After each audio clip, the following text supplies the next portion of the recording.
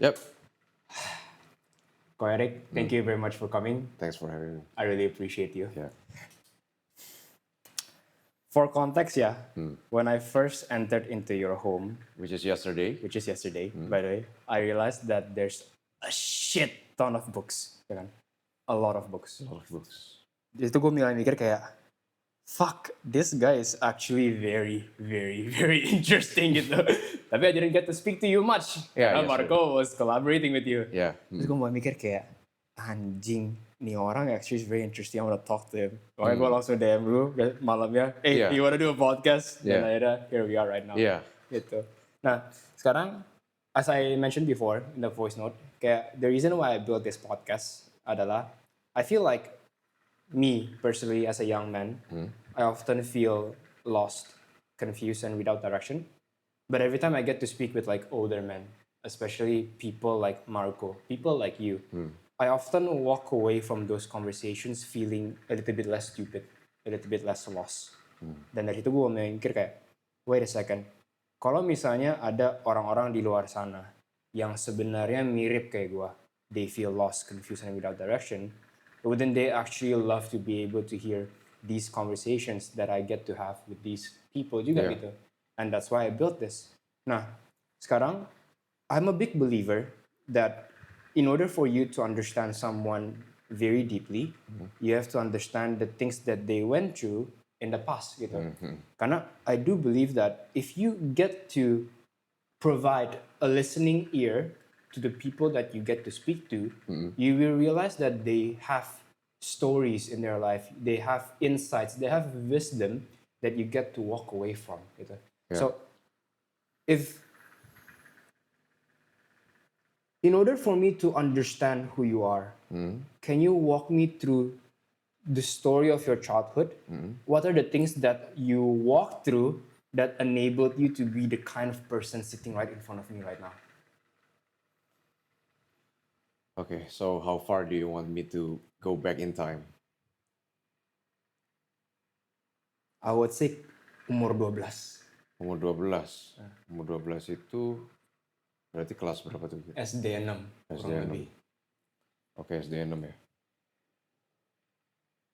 Sebenarnya di kelas SD 6 itu udah lumayan ada rasa percaya diri sedikit, little bit, because di titik itu udah dipaksa les berenang, udah main badminton, udah ikut tim basket, jadi di situ lumayan stable. Tapi memang dari kelas 1 sampai sekitar 3-4 itu tuh lumayan susah buat gua, karena gua bukan orang yang pintar secara akademis dan gua nggak bisa diem di sekolah, gua nggak bisa pay attention long duration karena gua banyak energinya.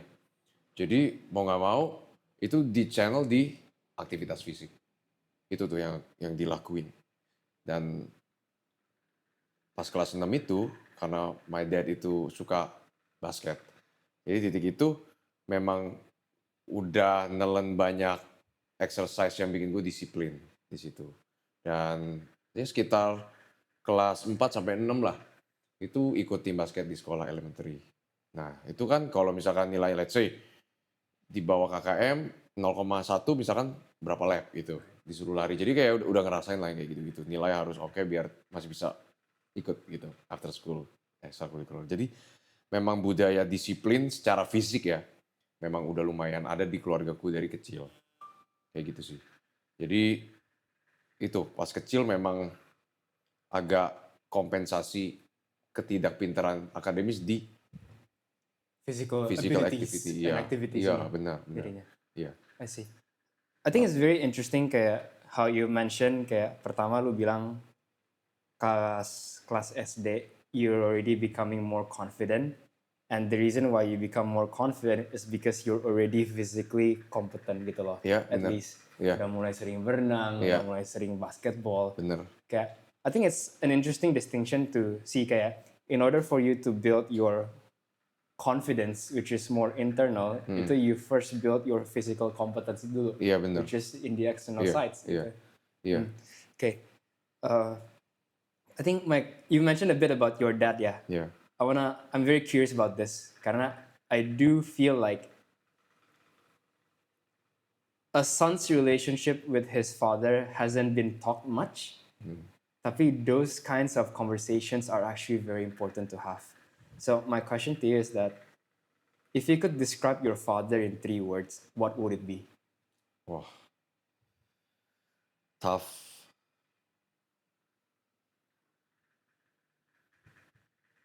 Tough itu langsung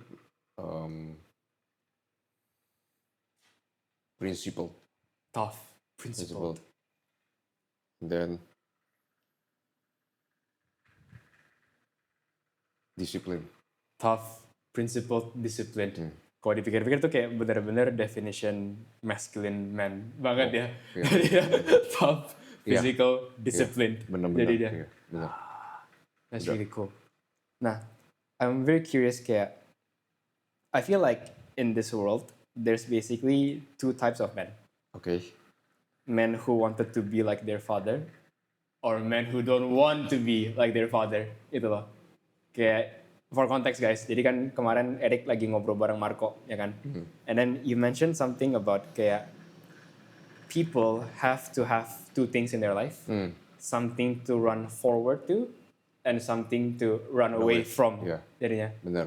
Would it be reasonable for me to say that when it comes to your relationship with your father, you actually want to run towards him to be like him? Iya. Jadinya. That's Benar. really cool. But it gak selalu begitu loh. Oh ya? Because growing up itu, so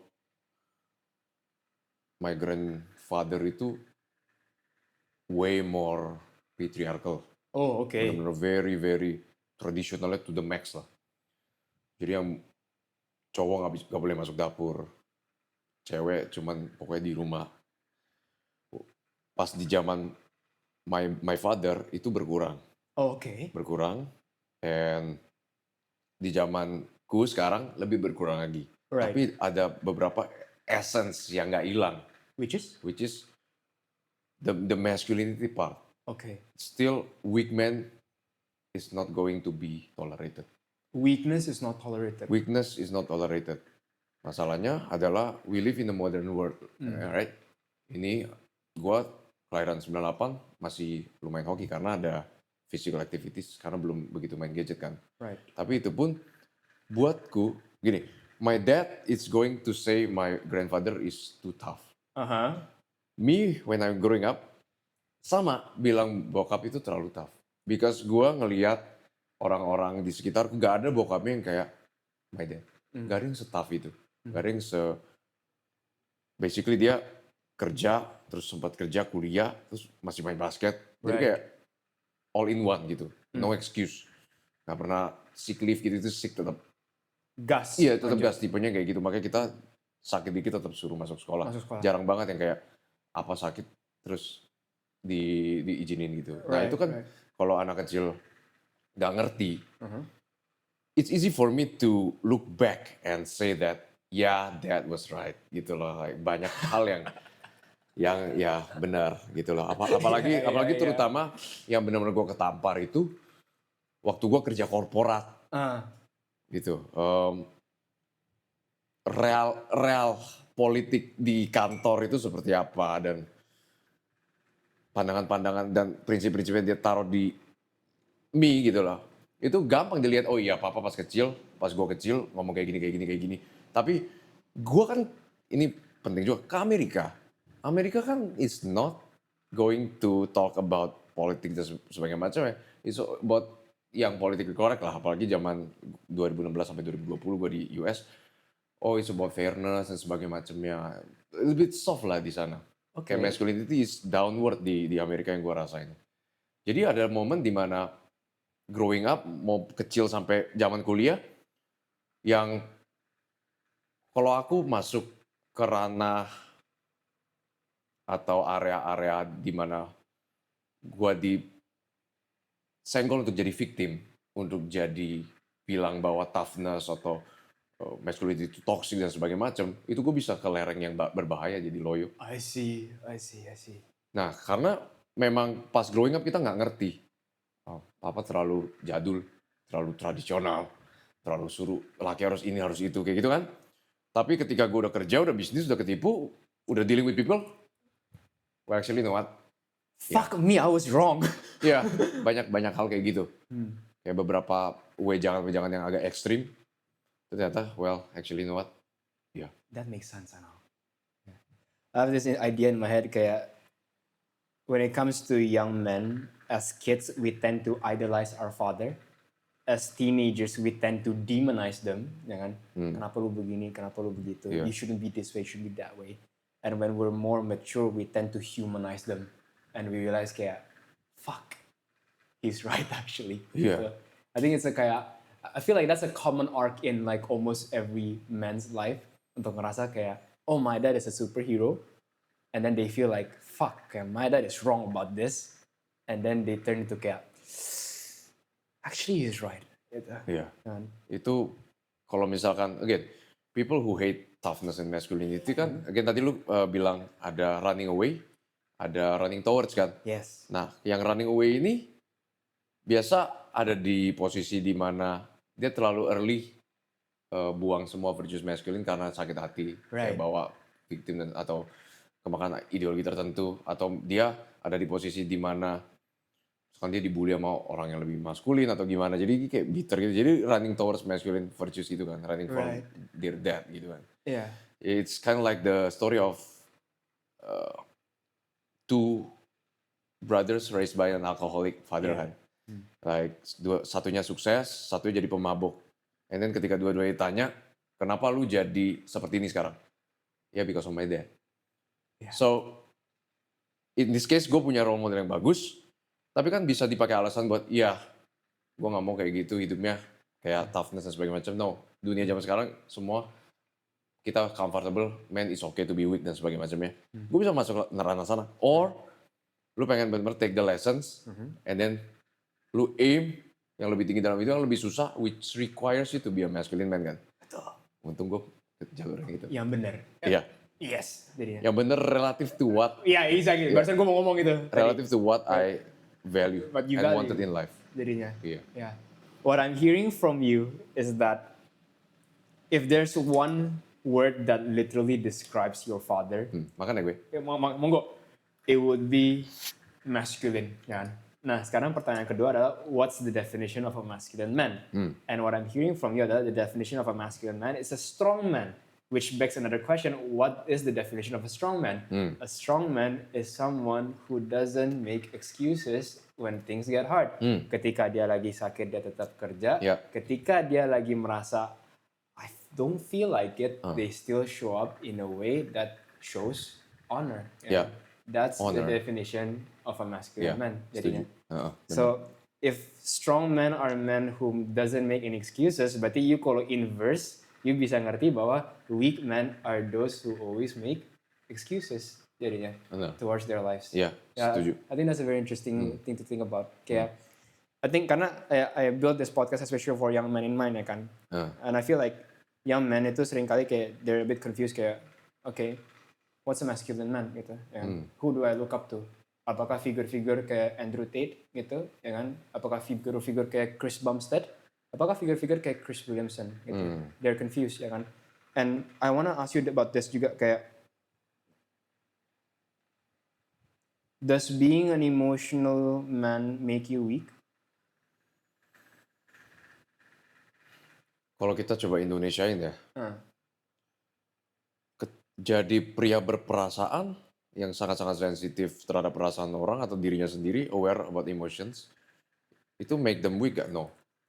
Cuma ada satu istilah yang gue nggak tahu di Inggris apa, itu cengeng. Oke, Ya ini dua hal yang berbeda. cry baby. Iya, cry baby. Maksudnya lu ada apa-apa, lu nggak bisa regulate emosi lu, and then lu kayak Right, meledak gitu kan. paham. Nah ini kan yang kita mau menghindari gitu.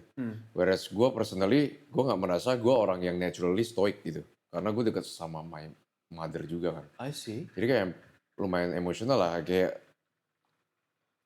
ini ya gue nonton, let's say Braveheart gitu. Or a Gladiator gitu kan. Kayak itu terharu, nangis bisa. Kayak gue lumayan berperasaan lah. But that is different from Being a having crybaby. uncontrollable emotions yang lu gak bisa regulate. Ngerti. So gue wanna pisahin itu. Iya. Soalnya kadang-kadang ada persepsi di mana cowok gak boleh nangis sama sekali. Right. Which is, I don't think it's true. You don't think it's true as well? But the reason why you're crying or crying all the time, that could be a question gitu. Ya, itu kan? yang jadi permasalahannya kan. That's iya, iya. the question gitu loh. Benar. So before we answer whether or not it's a yes or no to the question, does being emotional make you weak, we have to first distinguish Yeah. gitu, ya kan? Perbedaan dari feeling emotions Yeah. and feeling emotions uncontrollably. Gitu. Iya. And then projecting it uncontrollably juga. as well. Yeah. Yeah. Yeah. That's the marks of a weak man. Ya Iya, kan? benar. But it doesn't mean that feeling emotions make you weak. Iya. Gitu, ya kan? Benar. Feeling emotions is part of being human, but how you respond to it and how you regulate it, how you control it, how you channel it, Yeah. determines your value as a masculine Iya. man. Jadinya. Setuju, benar. That's very interesting ya. That's very interesting. Karena gue seringkali kan, I feel like everything's a spectrum gitu loh. Ya. So everything that's on extreme ends are never good and ideal. So one spectrum is that you feel no emotion at all, Ya. completely stoic, heartless gitu. I don't think that's how you should be as a man gitu.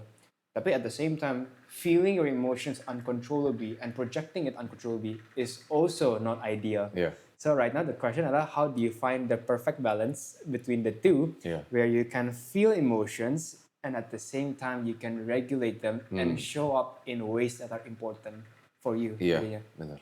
Okay, that's Itu very setuju. interesting Itu setuju sih. about emotions ya. Like you are able to feel anything, Ya, but it's your action that matters, right? benar. So as a man, kita sering, of course kita ada ide lah kira-kira pria yang maskulin itu seperti apa kan. Nah, menurut gue membedakan itu sehat atau enggak, itu bagaimana caranya dia mencapai maskulinitas itu.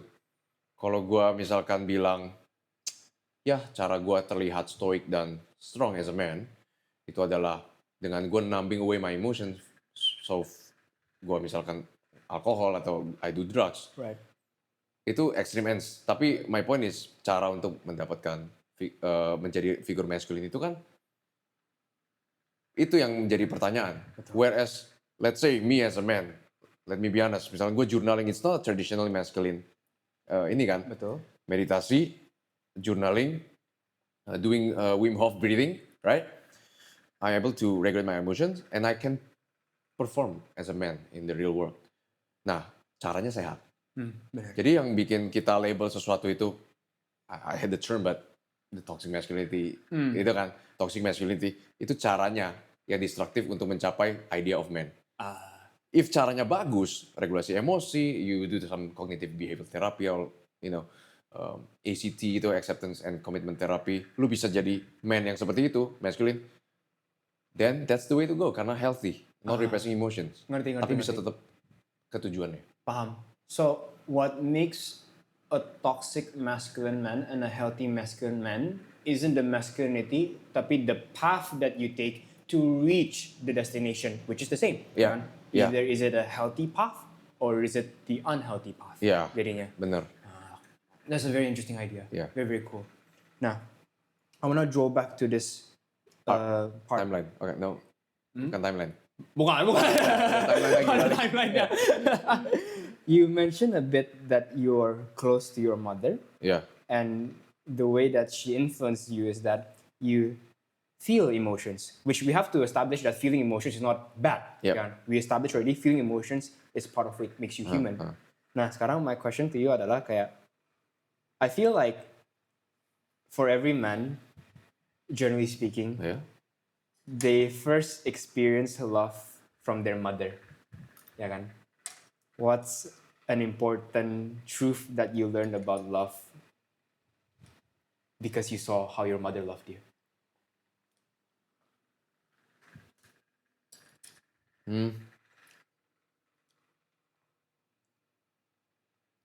Is this you're asking me about love Yeah. dari seorang ibu? Yeah. What have you come to learn about the nature of love from the way that you observed the way your mother loved you?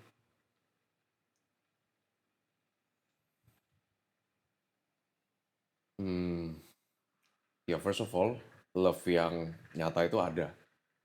Itu yang kita harus tahu. I cannot say much about it. Kayak love yang nyata itu ada. But you asked about the nature of love, right? The nature of love between a mother to a child, right, is a little bit unconditional, right? Betul. But the nature of love when you're talking about relationship with women, that's another story. Really? It's Yeah. different ya? Yeah, jadinya? yeah. Iya. So I think the most important lessons that I took from my past dari gue putusin slash I don't know diselingkuhin. I don't know the background story. Some people say it's selingkuh, some people say just yeah. Anyway, adalah karena gue deket sama my mother, unconsciously I expect my ex waktu itu ya to treat me the same way as my mother did to me. Okay. Yeah, that's actually a very interesting thing to think about. Yeah.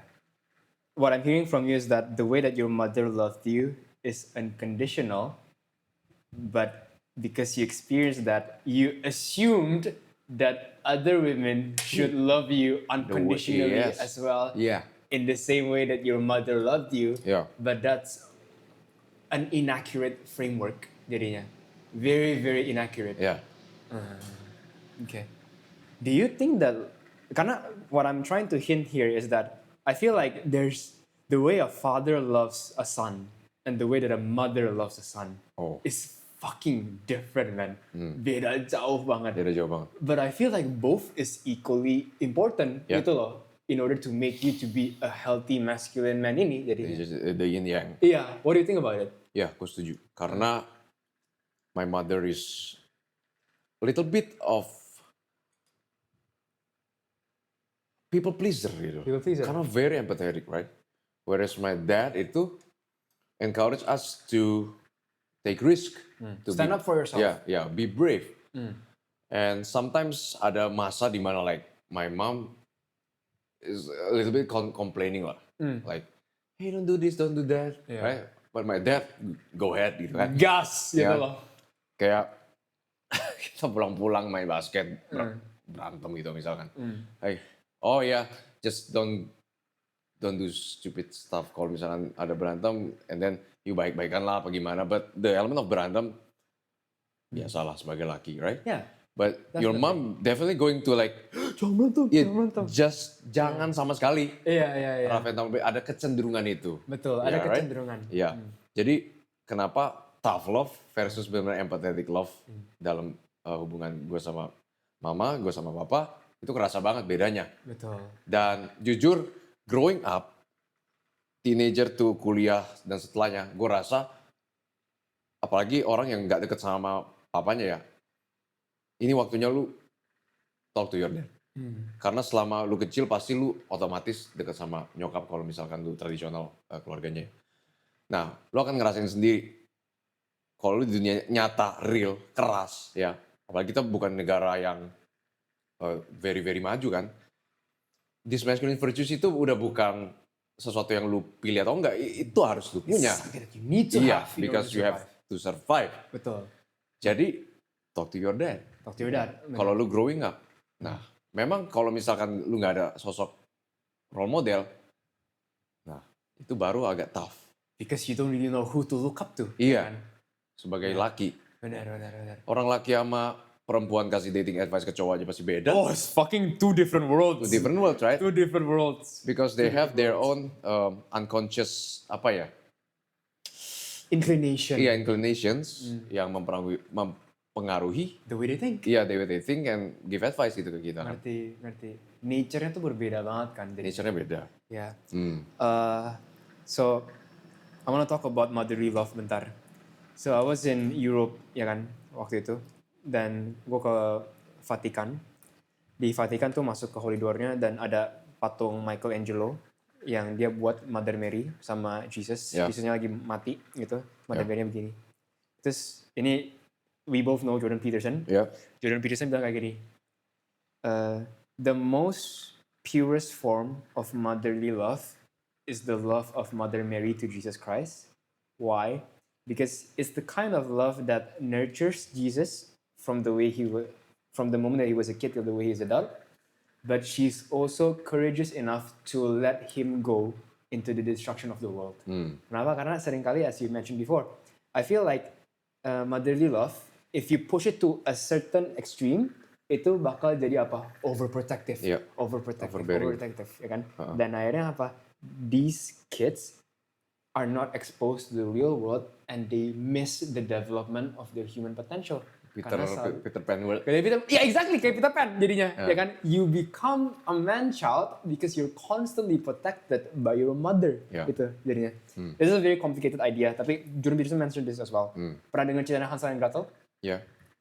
Basically, two kids walk into a house made of candies, ya kan?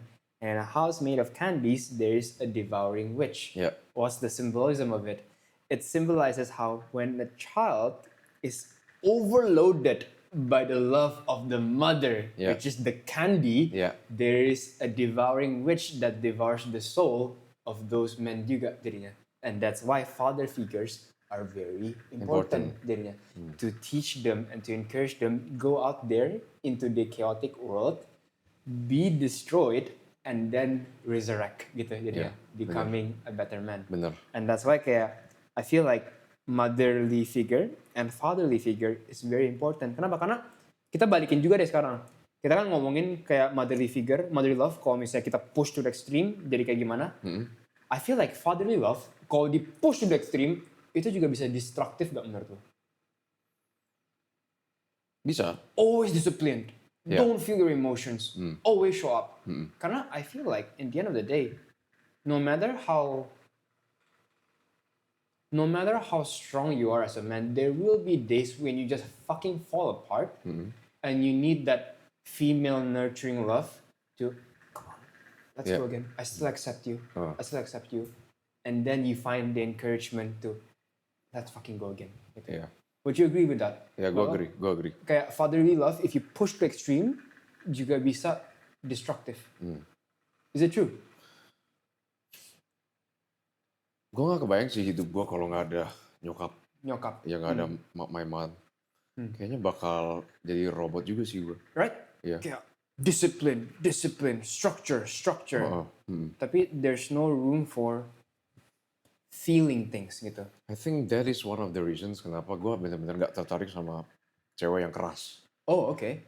Like I have to find cewek yang pinter, yang bisa berdiskusi sama gue. Right? But gak mungkin masculine gitu. Yeah. Harus tetap feminin untuk ngimbangin energinya. Betul. Soalnya ada kecenderungan gue lebih serius. Right. Gue perlu playfulness Yeah. gitu. Exactly. Jadi gue setuju kenapa harus imbang. Harus imbang kan dua-duanya. Heeh. Fatherly love and motherly love in order to construct a healthy masculine functioning man. Iya, benar. Gitu, benar. jadinya. Mm. Nah, tadi you mentioned a bit about women ya. Ya, This is a very, very interesting question. Tadi gue sebenarnya pas lagi ngobrol bareng Marco, gue pengen banget nanya ini. Tapi nggak dapat space ya. I wanna ask you this. I feel like there's a lot of young men who might feel unattractive towards women. They feel undesired, they feel unwanted gitu. Kenapa gue kalau mau deketin cewek kok agak susah ya untuk di-desire? My question to you adalah, what's something that these men need to understand first about the nature of women before they approach them in the first place? Oh. So, gue lihat banyak men itu yang struggle itu di umur 20-an kan. Right. Termasuk waktu gue diputusin gitu. Umur 20 gitu kan. Biasa gue lihat ada dua jalur nih. Dua jalur ya. Satu, dia ke jalur destruction, self-destruct. Minum-minum alkohol, Right. main cewek dan sebagainya macamnya, right? Dan ada jalur yang dia ngerasa dia harus mengerti tentang nature of the world, nature of women, and then dia bilang, gua ini awal dari cerita yang nantinya akan keren. Gitu kan, right? Nah, untungnya karena aku punya role model, punya support system yang baik, ambil jalur yang ini. Nah, the thing that you have to remember as a man, especially in your 20s ya, itu kan gue sering banget ngelihat cowok tuh direndahin di zaman-zaman 20-an lah.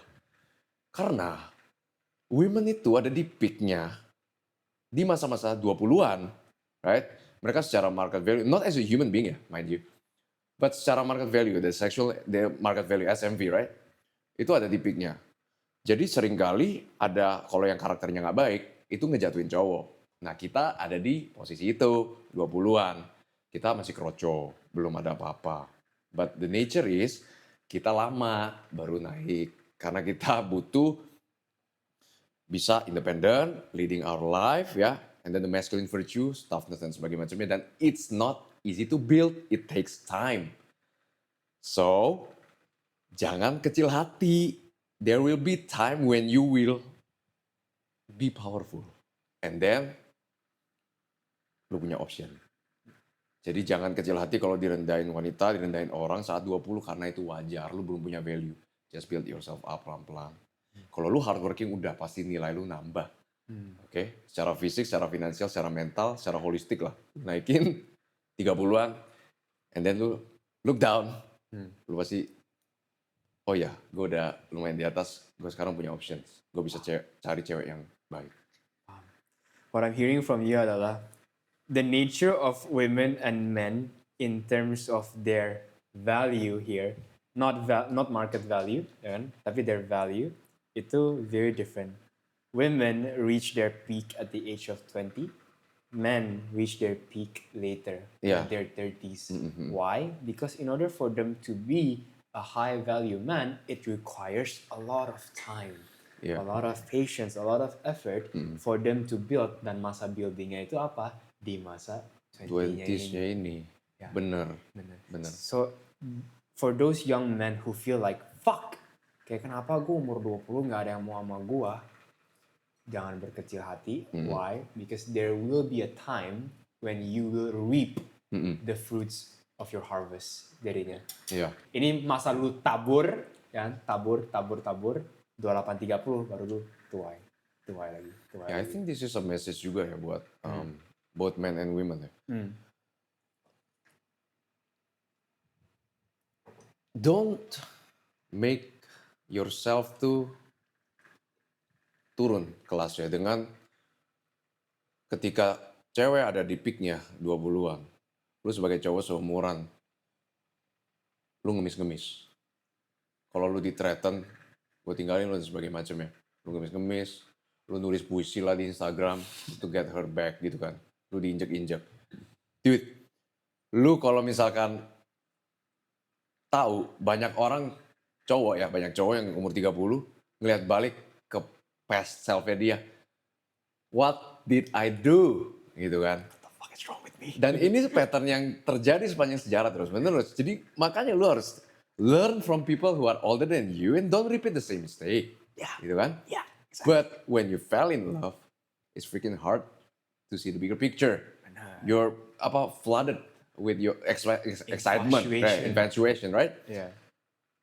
Let this be a warning for those young guys yang suka ngemis-ngemis. Jangan bro, just let her go kalau memang mereka mau go gitu kan. Jangan ngemis-ngemis. I did that. Gitu. No, actually I did that maksudnya gue ngemis dulu. In my 20s. It's very painful kalau kita lihat balik. Yeah. Like, It's humiliating. very humiliating. Don't do that, man. Yeah. Ada orang yang nggak bangkit loh dari posisi Really? itu. There are people who do not rise Yeah. from that pain. Iya, gue tahu ada orang yang ngemis-ngemis dan sebagainya macamnya. And then they get married. Gue nggak tahu akhirnya kayak gimana. And nothing changed. Dinamikanya kayak gitu. Always Emasculated. Jadi wait and see, man. Kayak saham aja. Sama aja ya. Wait and Compound see. interest aja. Compound interest. Iya, in yourself gitu kan. And actually there is a warning as well for women. Kalau women, you ngerasa ada di posisi yang tinggi. Don't abuse that power. Jangan dipakai untuk ngerendahin orang lain atau cowok. Justru ini di masa lu punya power untuk attract high quality men. So use the power wisely. Itu dari gua. Paham. So it's very interesting to see how kayak both men and women will reach their state of power. Tapi the wisdom here adalah make sure that when you're in a state of power, you do not abuse them. Yeah. Both as a man and also as women juga jadinya. if you're a woman and you're in a state of power where you're in the highest value, make sure that you use that to attract high quality men. Gitu. yeah. Bukannya lu nginjek-nginjek dan akhirnya when those momentum falls apart, then you started to realize kayak fuck me gitu. I'm stuck here jadinya.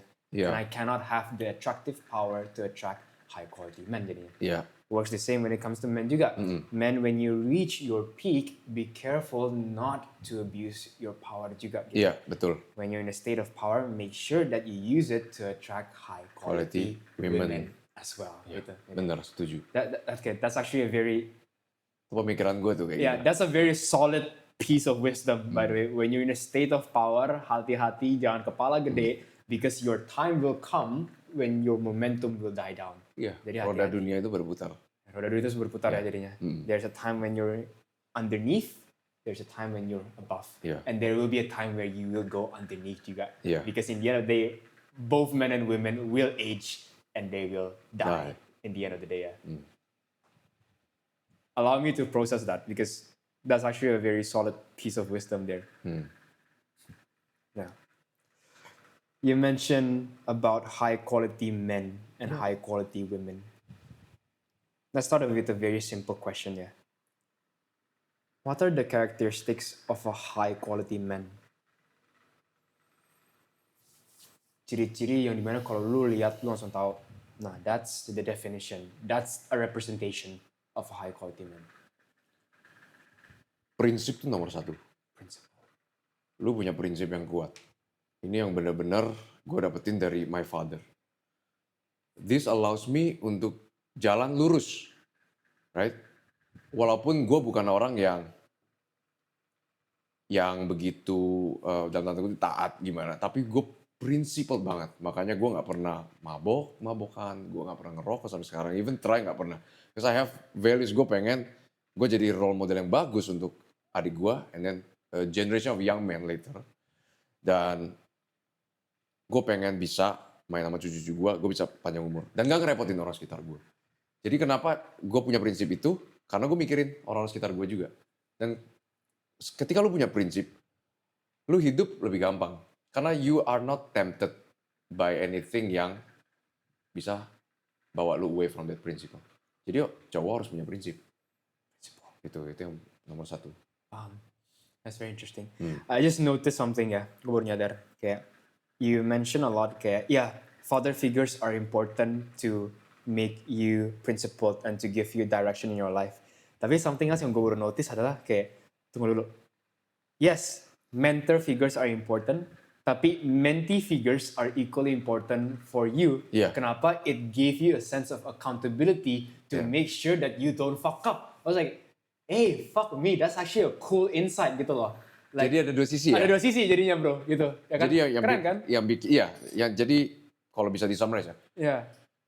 Yang bikin gua hidup prinsipal dan lurus, itu gue lihat bokap gua hidupnya berprinsip. And then, jadi kita lihat ke atas. Dan gue lihat ke bawah juga. Ada dua adik gua. Gue gak mau mereka jadi degenerate, right? Gue harus jadi role model yang bagus untuk mereka berdua. That's why gue stay centered. Iya, paham. That's actually very cool insight. Kayak, pertanyaannya sekarang adalah kayak, let's say there are young men listening. The main theme of this podcast is how to be a masculine man, ya kan? And then the question would be, I wanted to be a masculine man. How can I be a masculine man? And the answer is dua. You have someone that you look up to, mentor figures, and you have someone that you can look after to, so that you can be accountable both to your mentors and also to your mentees di bawahnya. Because you realize kayak, fuck, I have someone that looks up to me. That's right. I better get my shit together. Yeah. Jadinya. And then you also look up and you realize kayak, oh fuck, there's someone who's looking after me. I better get my shit together as well. Betul. Jadinya. Betul. Ya. Itu benar-benar gue pegang terus tuh. Dan actually gue analisa, ya benar karena gue anak tengah juga. Oh udah ya itu jadi privilege anak tengah kan jadinya. You di sandwich di antara dua ini with positive mentor figures and also positive mentee figures juga di bawah. Now the question is probably, misalkan yang nanya ini, yang young man. Gue harus punya role model, and then gue punya orang yang I can yang look gue pengen, after ya, too. I can look after too. Oke, so what is the principles misalkan, pengen lebih praktikal ya? Boleh. Gue bakal kasih beberapa ya. First of all, man menurut gue harus ada physical strength. Physical strength. Jadi kekuatan. And then the next K itu adalah kompetensi, skill. And then the next K keberanian. And then the last K itu kehormatan. Nah, honor itu reputasi lu mempunyai 3 kualitas yang lain ini. And you have an honor group. Kalau gue gampang, gue udah ada 4 saudara laki. Kita ngelihat kiri kanan kita nih, lu udah mulai weak nih. Ayo dong. Right. Ini udah mulai malas nih. Ayo dong, kita push. Literally gue push adik gue juga bisa push gue. Jadi ada sense of brotherhood itu. Itu nggak harus di saudara. Lo harus ada masculine man yang value masculinity. And then you help each other accountable. And make an honor group. That's actually, yeah, I think that's kind of like the big, kayak masculinity is basically correlated to accountability. Iya, Ya kan? betul. Making sure that you don't fuck things up. Why? Because you have to be accountable. Jadinya. That's so cool. Kekuatan, kompetensi, keberanian, kehormatan. Yes. Dan kehormatan ini adalah byproduct dari 3 ini dulu. Yes. Ya kan? Iya. Jadinya. Benar. Okay. Kekuatan, kompetensi, keberanian, kehormatan. Dan kalau dipikir-pikir sebenarnya itu nyambung semuanya. Kayak in order. What I mean by that adalah pertama lu punya kekuatan fisik dulu. I think I'm gonna say keberanian second. Second, benar. Yeah.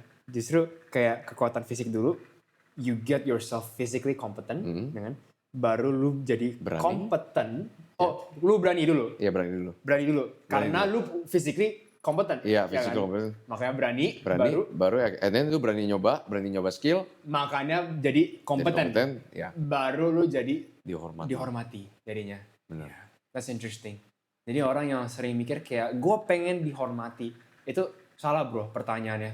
Pertanyaan pertama adalah gimana caranya gue bisa jadi physically kuat dulu, Iya. ya kan? Baru gue bisa jadi berani, baru gue bisa jadi kompeten karena berani nyoba, dan akhirnya karena gue kompeten dan berani, gue jadi dihormati. Iya. That's so cool. Jadi hormat itu adalah efek samping. Efek samping, ya kan? It's a byproduct. It's not Yeah. something that you should strive for, karena itu jadi sebuah efek dari 3 hal ini yang lu udah kembangin duluan. Benar. Jadinya. Iya. That's a very interesting framework. Dan itu sebenarnya jawabannya simple banget. Next question adalah, okay, how do I develop physical competence? Easy, gym, ya kan? Eventually you become brave. How do you develop competency, ya kan? Skill. Berarti. Iya, skill. Nah itu berarti you have to figure out what, okay, here's the question then.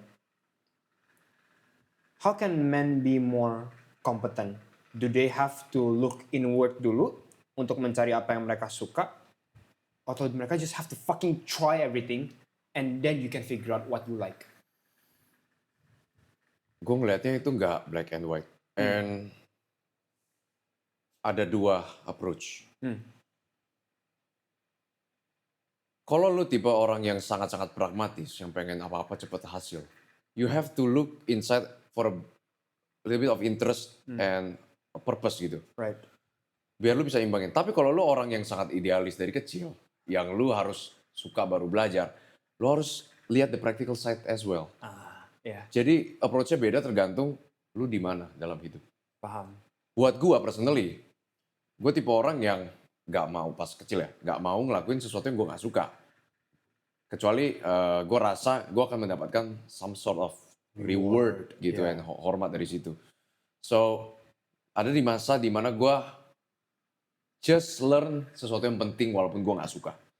Lihat-lihat angka, lu nggak jago math, belajar logik dan sebagainya macamnya. Karena gue lebih otak kanan, lebih creativity. Gue maksain karena ini harus, lo harus bisa. Jadi gue maksain. Okay, I see. That's where discipline comes in. Iya. Ya kan? Finding something that you're passionate about is good karena it keeps you alive in the long term. But there are certain things when you just have to fucking be disciplined Iya. and show up even though it sucks ass. Iya, benar. Jadinya. Benar. Setuju. Nah, paham. That's so cool. Tadi gue mau nanya apa, gue lupa. Lost my train of thought. Ngerti. I wanna talk a bit about books. Okay. Karena books is a huge fucking part of your life. And you ingat gak sih, my first question to you adalah, it's a very, very extreme question. If you were about to die tomorrow, what's the final book that you will read? And you mentioned Viktor Frankl's Man's Search for Meaning. Yeah. And may I tell you, that book fucking changed my life. Nah, my question to you adalah, what's an important truth that you discovered from that book that you still hold on to even until now? There is no grand meaning in life. Meaning is something you have to choose in life. You don't ask life, what is the meaning in life? But it's rather life that asks you, apa? Meaningnya itu apa in your life sekarang? Apa yang lu bisa contribute, right? So each person has to discover what is the meaning of life in a particular moment in their life. Stop looking for, oh, makna hidup apa ya? Because you won't find it. It's just too vague. What's in front of you that is meaningful to your life? Do it. Otherwise, lu bakal existential crisis all the time. Itu yang gue dapetin. Find meaning in doing things that are right in front of you. Yeah. Dulu tadi ya. Even if you cannot do anything, maybe the meaning is, this is where I have to endure and suffer. Yeah, that's actually very fire. Dimana kayak Viktor Frankl bilang there is meaning in suffering. Yeah. Jadinya. Kayak Nietzsche bilang juga, Friedrich Nietzsche, right? Yeah. Dia bilang it's not suffering itu yang bikin kita tuh benar-benar sengsara, tapi the meaningless in suffering. meaningless. The moment you try to interpret it, find meaning in it, it's bukan ceases to be suffering anymore ya. Yeah. You have a sense of ini bakal jadi sesuatu yang meaningful ke depannya. It will shape you. It Bener. will develop you in Bener. the future. Ya kan? Benar. So what I'm hearing from you adalah people often ask, what's the meaning of life? As if life is asking them. Ya, But the truth is, it's actually the other way around. betul. Life is asking Asking you, you, what's what is- the meaning of this? And you get to choose. Ya Yes. kan? Jadinya. Benar. And kayak, there's a very, very like interesting story di mana dia bilang kayak gini, kayak, there's basically a group of men yang lagi dibawa ke camp, ya kan? And they're fucking suffering, they're miserable.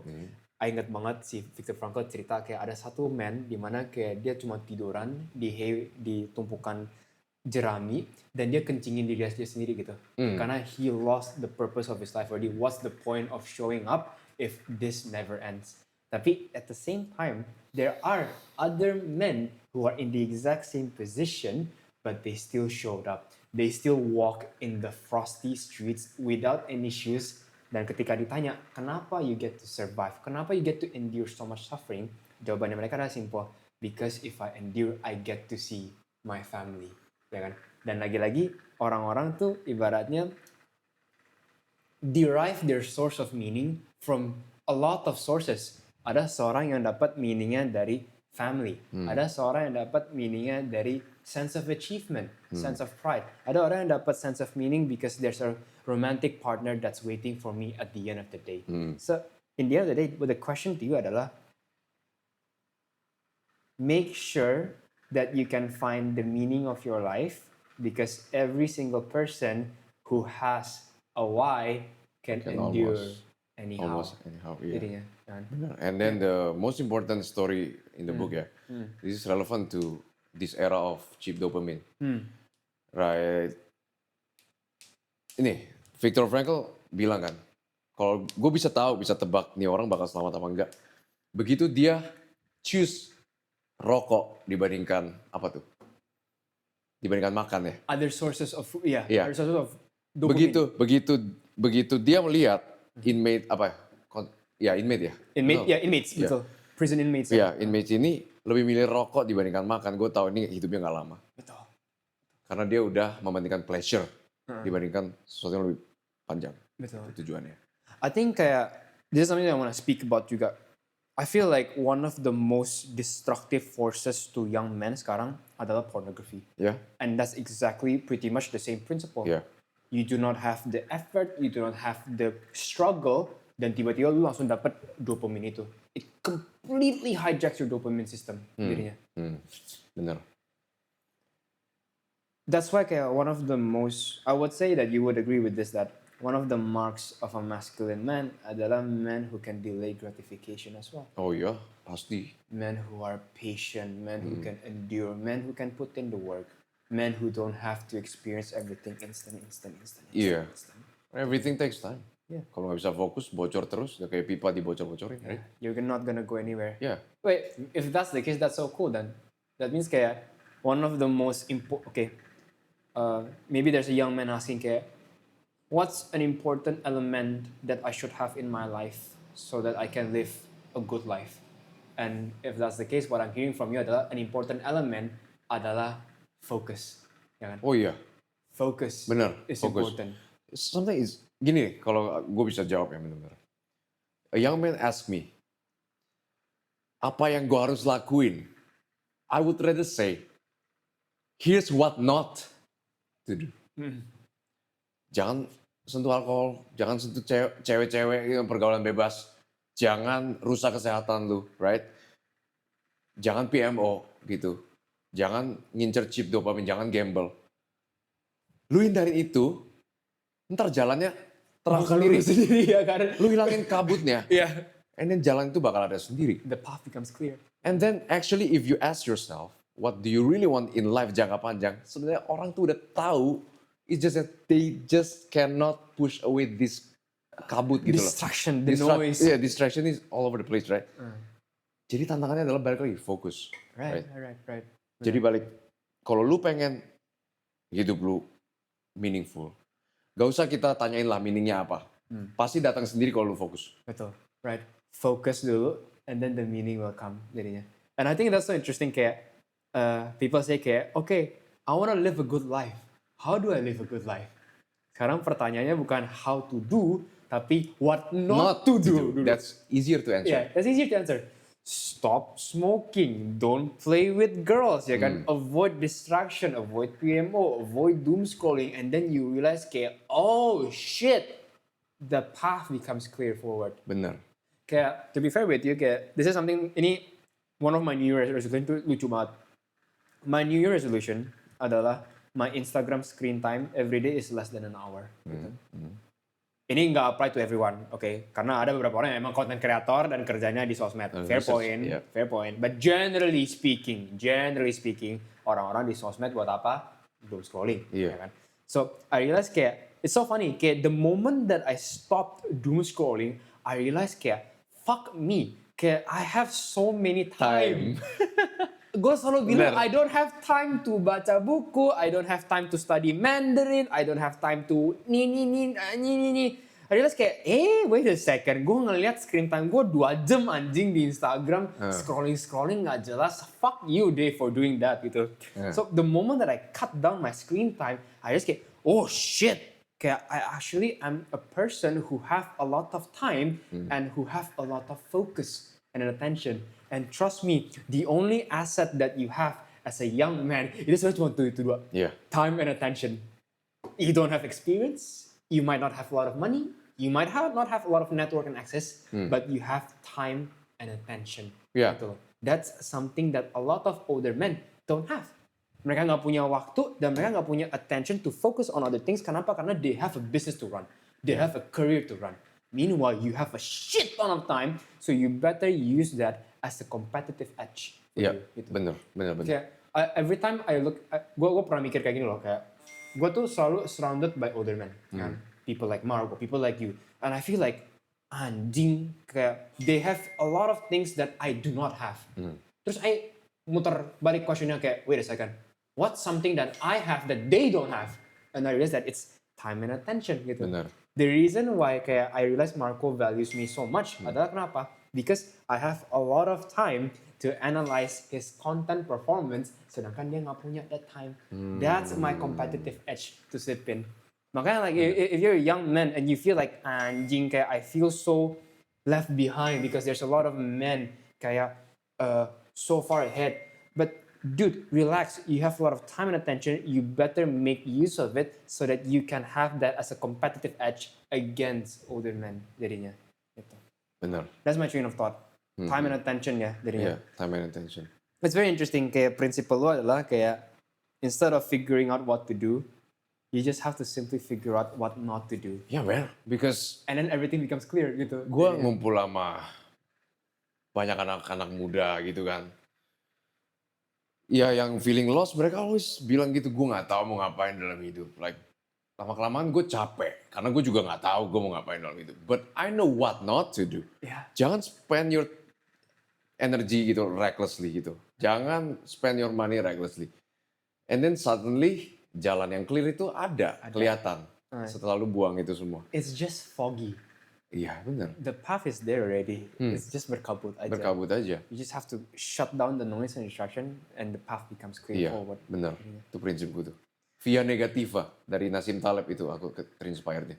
What's the meaning of it? Via Negativa. Yeah. Itu What's the meaning? buku. Oh, it's a book? Yeah. Oh. No, it's a chapter, It's a in a chapter? book. Anti-Fragile by Nassim Taleb. Oh, okay. Dia Anti-fragile. ya dia bilang orang terlalu banyak pengen optimize health dan sebagainya macamnya, where you just remove unhealthy stuff from your life.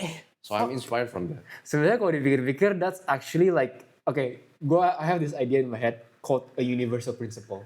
Di mana satu prinsip yang bisa di-apply di satu konteks, itu bisa di-apply di konteks lain. Prinsip yang lu ngomongin adalah, instead of figuring out what to do, you just have to figure out what not to do, and then you can try. I realize that that's a fucking principle that applies to investing and finance juga kan sebenarnya. Don't lose money kan Iya, sebenarnya. itu kan. So the question isn't so much about how to get money, it's about how not to lose How to money.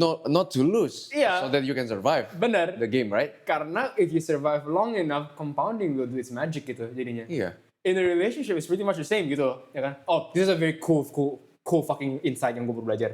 Kayak Jordan Peterson pernah bilang gini, kayak ada orang yang nanya kayak, what's the ratio between conflict and romantic moments in a couple's life in order for them to have a happy marriage? Jadi, It's a concept from John Gottman actually. oh really? Yeah. That's a concept from. Yeah. Enlighten me dulu before I say it. John Gottman ini a very experienced guy. Dia tuh benar-benar researcher yang meneliti relationship. And then dia adalah person yang came up with the golden ratio, right? Is it 5-1? Yeah. No? Bukan, beda. Setahu Is gua it beda bahkan- konsep? Setahu ko bahkan 11-1. I might be wrong. Yang gue I might tahu, be wrong. yang gue tahu 5-1. 5-1 ya. Jadi dalam Yeah. relationship for every one conflict itu harus ada 5 positive experience. Yeah, but either way, if 11-1 or 5-1 is the right one, the truth remains the same. Bahwa apa? Conflict is more destructive than romantic moments. Ya kan? Which means that if you know that conflict is more dangerous, berarti ibarat prinsipalnya adalah how not to have stupid and unnecessary conflict. Bener. Ya kan? Bener. Bener gak sih? Bener, iya. That's what I meant gitu loh. Iya. It's a principle that's applicable not only in finance, not only in finding the purpose of your life, but also in your fucking romantic relationship at the same time. Yeah. Stop making stupid decisions gitu loh. Yeah, I think people overcomplicate. People overcomplicate relationship gitu. Mereka selalu bilang gimana caranya biar gue bisa langgeng sama pacar gue dan sebagainya macamnya. Yeah. Just simply don't do stupid things yang nggak bagus buat relationship lu. And then relationship lu bakal benar. Kalau bener gitu loh, ya kan? You just remove the noise gitu. Iya. Jangan main di jurang yang berbahaya ya. Jangan ke dunia malam. And then lu remove konflik-konflik. Jangan marahan, jangan ini itu. Exactly, and you're gonna be fine gitu Iya, loh. gitu loh. Compounding interest works in relationship at the same time. Benar. Gitu. Everything works in compound Compound interest. Sama di gym juga. Sama when it comes to health and fuck, gym, right? That's actually that's amazing too. Yeah, benar juga. When it comes to losing weight and being fit, people overcomplicate it. Yeah. Okay? Simply don't eat that. Don't eat this and that. Yeah. Okay? Jangan masukin unnecessary calories. And then lu bakal on your way to a fitter body gitu. Exactly. It's about removing. removing the shit gitu This loh. is the principle of subtraction kan? Iya. Jadinya. Iya, Not about iya. adding stuff you wanna optimize gitu kan. Yeah. Optimize. No. No. Just stop destroying yourself. Put your fork down gitu. Yeah. Put your fork down gitu loh. Yeah. It's about not what what to to do, right? gitu loh. Yeah. Yeah. Many things in life kayak gitu lah. Yeah. It's a fucking mind-blowing thing that I just realized. Kayak optimization in life isn't addition, it's actually subtraction gitu Right? loh. Yeah. Lu mengurangi hal-hal yang sebenarnya menghancurkan lu. You wanna get jacked in the gym. Good. What should you do? Stop injuring yourself. You're gonna be okay. Train to Yeah. failure, that's it. Don't injure yourself, beres lu.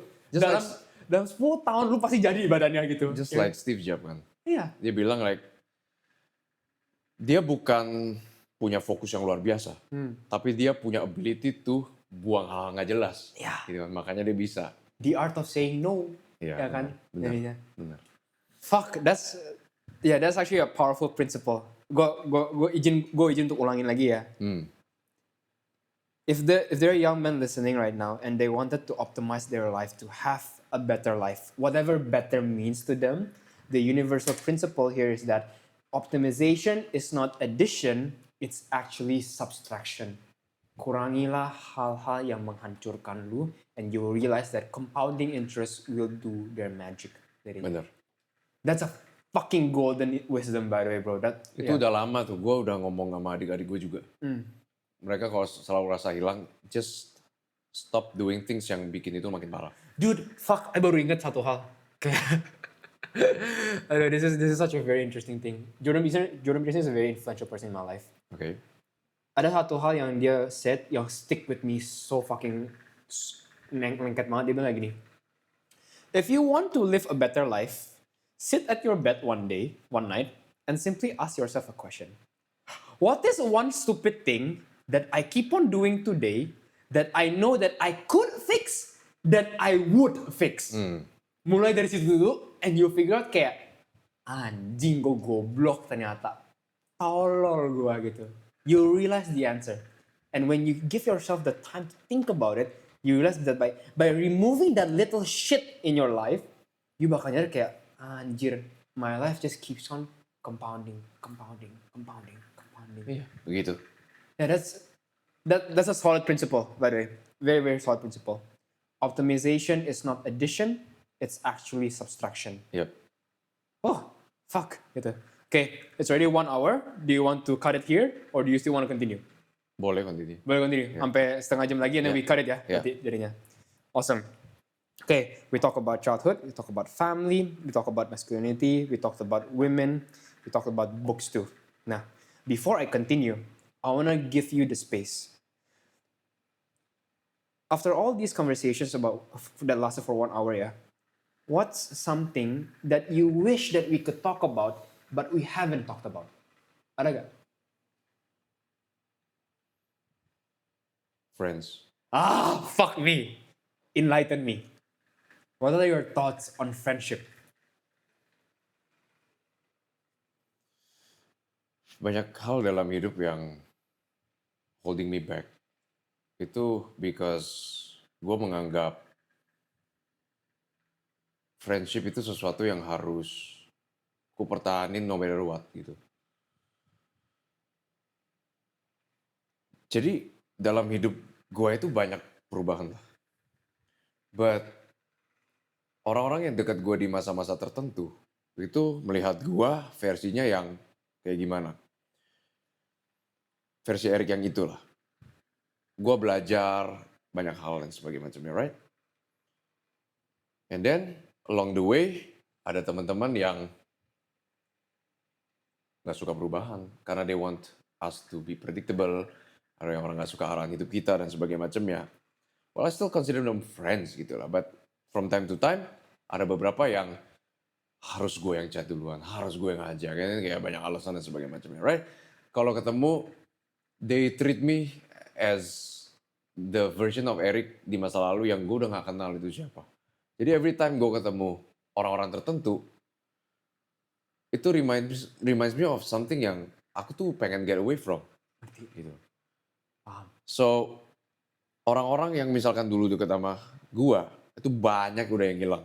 Cuma sisa beberapa. Yang beberapa itu yang appreciate perubahan. Your change, your transformation. Iya. Jadi ya pelajarannya adalah kadang-kadang lu harus tegas sih. Kalau seseorang, ada 2 kriteria aku ngeliat teman. Orang sering bilang kan, what's the most important traits to look for in friends? Mereka selalu bilang, ketika lu susah dia ada apa enggak? Dalam kasus gue beda. Dalam kasus gue, Gue mau lihat saat gue susah ada atau enggak. Yes bener, kalau gue susah dia harus ada di sana. Oke, share itu teman yang baik. Tapi kalau gue berhasil, lu ikut selebrasi nggak? Ya. Nyatanya nggak banyak. Nggak banyak yang seneng gue berubah gitu. Dan Theo Derek, dia bilang kayak gini. Mirip banget sama prinsip gue. Dia bilang, coba deh, waktu lu ngonten, yang repost, yang reply lu, yang support lu, itu siapa? Gitu loh. Jadi sama prinsipnya, ketika lu berhasil atau pengen berubah, siapa yang dukung? Gue ingat balik, wah, anjir 2 orang, 3 orang at the most maybe, selain keluarga ya. Yang sisanya nggak tahu, gitu loh. Gimana kita pengen solid pertemanannya kalau kita gak nyaman dengan perubahan dan saling mendukung kan. Jadi kadang-kadang karena kita nostalgia, oh kita pas SMP, SMA pernah ngelaluin sesuatu bareng. Jangan let nostalgia itu menghancurkan lu sekarang. Karena ada memori lama, doesn't mean you have to cling to it, gitu loh.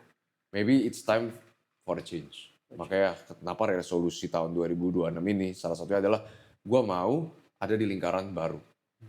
Ya kayak Marco itu salah satunya. Gue langsung ketemu dia, bahas banyak hal, langsung klik. Yang lucunya adalah gini. Lucu banget ketika gue ketemu lu langsung, wow, Erik banyak insight. Marco ketemu gue, wow, Erik banyak insight. Dan sebaliknya gue juga merasa Marco juga banyak insight dan sebagainya. Bisa tuker pikiran. Oh, gue tahu potensi lu di sini, di sini, di sini. Yang di masa lalu, kalau ketemu, gue ajak ngobrol, ada nggak percakapan itu?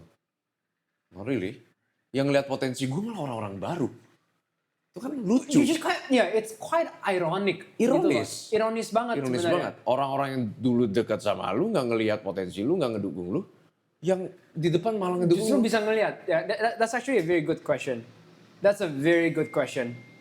Why is it that old friends cannot see the potential in you, sedangkan new people get to see it with crystal clear vision jadinya?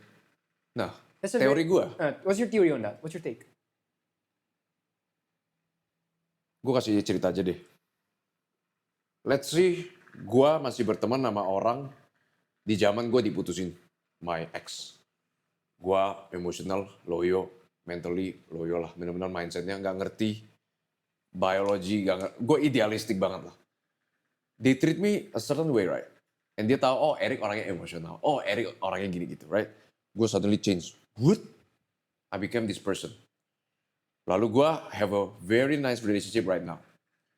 Nah, orang yang ngelihat gue versi sekarang bakal lihat, oh Erik is the type of person yang jago dalam relationship.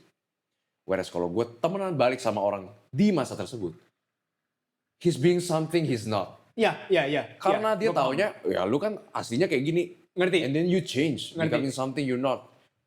Who you are kidding? Who are you? Who are you kidding? Yeah, you act masculine. It's an act. Ya. But kalau lu ketemu orang baru, it's who you are because dia nggak tahu masa lalu lu. This is an important lesson for people who want to change. Put yourself in a situation where gak ada orang tahu masa lalu lu. Ngerti. And then change will come more easily. What I'm hearing from you adalah older friends have a harder time accepting the new version of you is because they already have a preconception in their mind of who you are. Yang lu harus masuk ke situ. Yeah. But the new you cannot fit into that, and that's why they feel like, why are you a hypocrite gitu, ya kan? This is the Erik that I know, this is the Erik that I know now. What the hell is going on? Kan? There's a sense of unfamiliarity di situ. Sedangkan when it comes to new people, they do not have a preconception, semuanya empty canvas, makanya ketika Erik yang baru masuk, it becomes who you are, gitu loh jadinya. Iya, jadi personality kan juga malleable, right? Benar. Jadi kayak kadang-kadang yang manipulasinya orang-orang lama dalam hidup lu adalah lu berubah, right? Kayak Hormozi bilang aja balik, ya itu masalahnya, lu nggak berubah. That's true. That's true.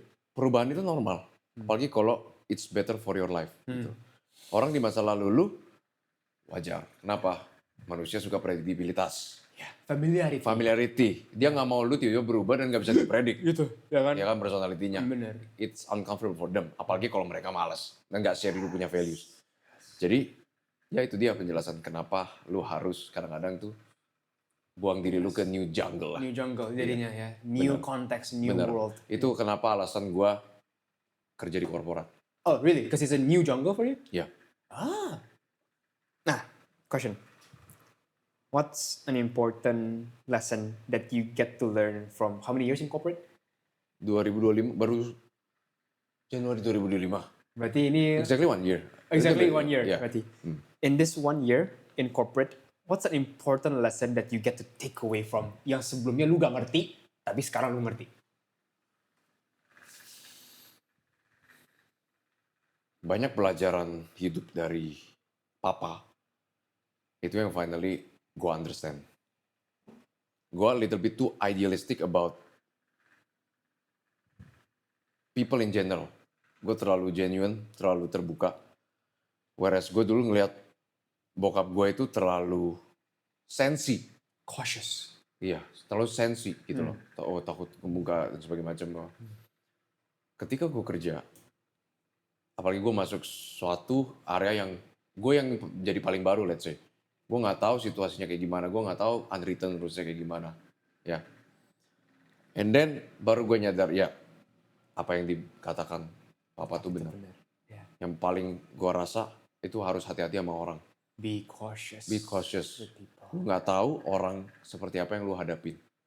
Ya lu nggak tahu dalam setiap perusahaan itu atau dalam setiap kelompok itu ada unwritten rules, ada cara mereka evaluasi yang nggak ada di KPI lu, tapi it's in the air.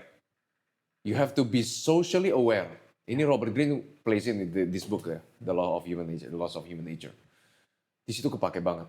The social intelligence, right? Social intelligence. Yeah. People smart. People intelligence. My father itu selalu kasih tahu gue ada beberapa kategori orang. Oh, Iya. enlighten me. Jadi ada yang modelnya sanguin, right? Ada yang modelnya melankolis, ada yang kolerik, right? And then ada yang pragmatis gitu. It's kind of putting people in the box, for sure. Yeah, people are complex. But itu yang tadinya gue agak skeptis, ada kebenarannya. It's a helpful rule of thumb. Rule of thumb, heuristic. Yeah. Ya, heuristic itu yang gue pelajarin. Jadi when it comes to people, gue ketemu orang di Amerika, sumpah sama persis sama orang di korporat sekarang. Gue tahu orang yang benar-benar gak jaim dan jester, ada juga di situ. Gue tahu orang yang egonya tuh dia nggak bisa dibicarain. Dia nggak mau dibicarain. Ada juga choleric temper gitu kan. Ada orang yang pragmatis, hidup itu aja lah, gitu-gitu aja lah. Santuy aja lah. Nah, pas SMA gue ada temen kayak gitu juga. Jadi ada tipe-tipe yang kayak gitu tuh. Yeah. Itu ada di Personality Plus kalau tahu bukunya. No idea. Iya, itu dari buku itu tuh. It's a must read, Personality Plus. Not a must read sih, tapi konsepnya lumayan helpful. Helpful. Helpful buat mengetahui orang-orang yang kira-kira ada di mana. It's a pattern recognition kan. Pattern recognition. Jadinya, Yeah. it's a pattern yang berulang lagi, berulang lagi. You mentioned before that be cautious with people Yeah. and be careful with people. What's a harsh truth that you have to experience about people baru lu bener-bener kayak fuck, gue ngerti. Aduh.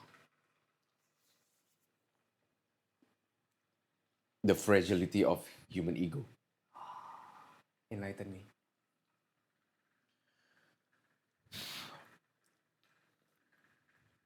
Jadi tipe leader itu beda-beda. Dan leader itu kadang-kadang punya ego yang gak sehat juga. Ketika lu masuk ke suatu area, lu pikir lu kompeten, lu pengen maju, lu punya skill, lu bisa belajar lah. It's either lu punya leader bakal ngelihat lu sebagai aset atau sebagai ancaman. Masalahnya, yang ngalamin dua-duanya. Itu yang gue kaget. Udah sampai di situ aja sih ceritanya. Let's put it that kan. It's important for you to never outshine the master. It's literally the first rule in the 48 laws of power. You can be competent, you can be smart, you can be intelligent, but be careful not to step on your master's ego. karena that could be your downfall jadinya. Be smart here, ya kan?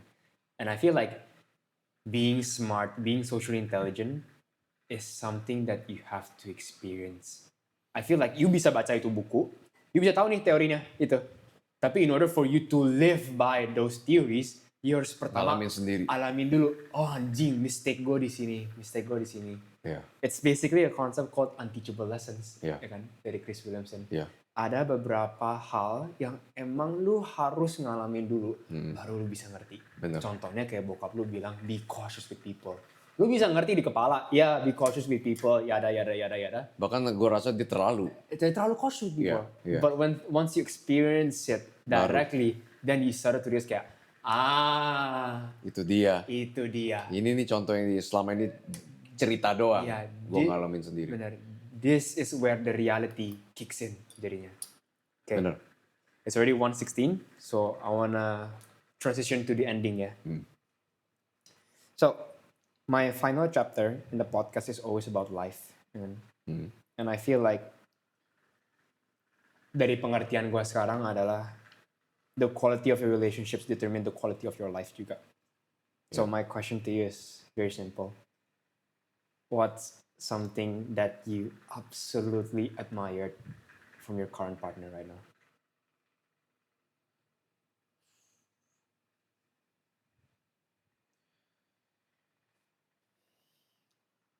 Gini, kalau gue ditanya, gue cari cewek yang seperti apa dari dulu. Itu gue suka cewek yang feminin. Kenapa? Karena gue rasa gue lebih serius. Right? 2, gue mau anak gue punya mama yang pinter. Jadi cewek ini harus punya growth mindset. Jadi feminin dan cakep udahlah kita akuin aja. Cowok pengen cewek cakep dan feminin gitu rata-rata. Well, banyak. Tapi yang mau belajar banyak gak?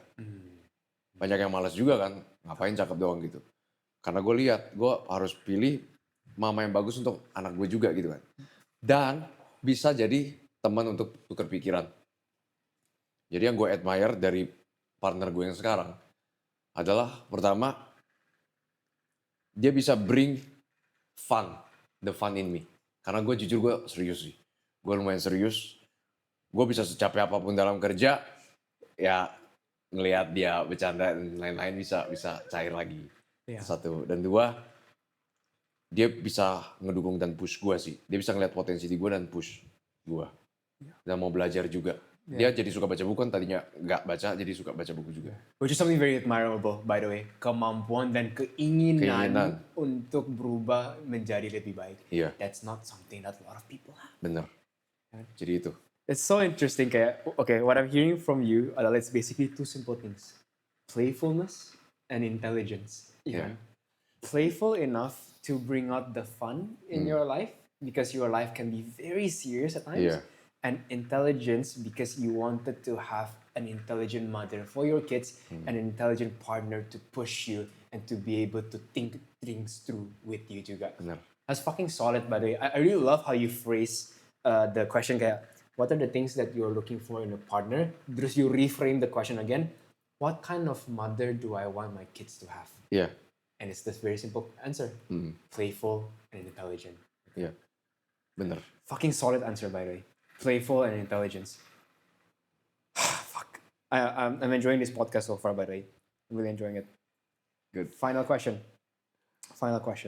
I always end my podcast with this question, whether that's my friends or people that I get on my guests. And the question is, what is a good life to you? What is a life well lived in the end of the day? First of all, life yang good, gue praktikal aja. Karena ngelihat posisi gue sekarang. I think when I want to deal with people that I want to deal with.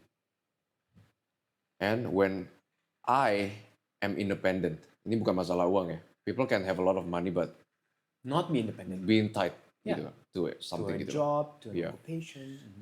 Gue pengen melakukan sesuatu yang gak terikat waktu.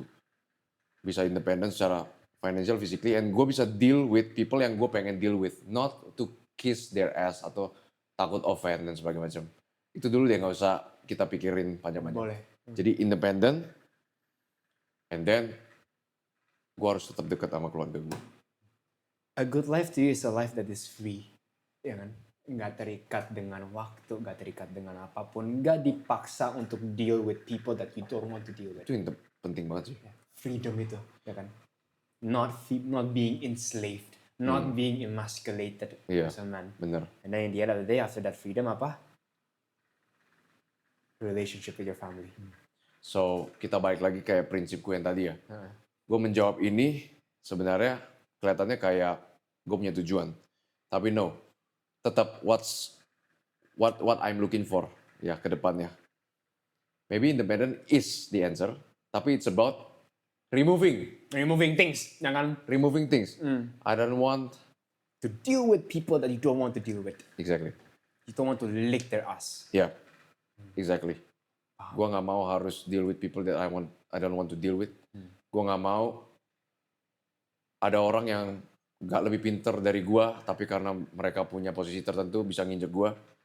Gue nggak mau gue dipaksa untuk do things yang menurut gue disgraceful. Yeah.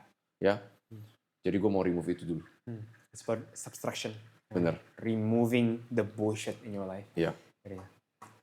Ko Eric, thank you very much for the conversation. Thank you very much. Ini podcast sangat-sangat baik dan gue bisa berdiskusi banyak sama lu ya di podcast ini. Actually, so far podcast ini yang paling gue enjoy karena dalam banget topik-topiknya. I appreciate that. Thank you for having me. That's a Thank you for huge inviting me. compliment. Thank you very much, Ko Eric. Thank you, bro. Ko Eric, that's it. Hey, in 3, 2, 1, wrap up. Oke. Yes. Pertama-tama gue mau bilang, Tiffany, thank you very much for being patient with the both of us. Okay. Thank you very much for being patient. Gak berasa ya? By the way guys, kalau kalian lihat itu ada Tiffany di belakang. I'm not sure that you can see her. Gelap. Di belakang lagi gelap banget. Coba Van, Ya. apa yang membedakan podcast gue sama yang lain?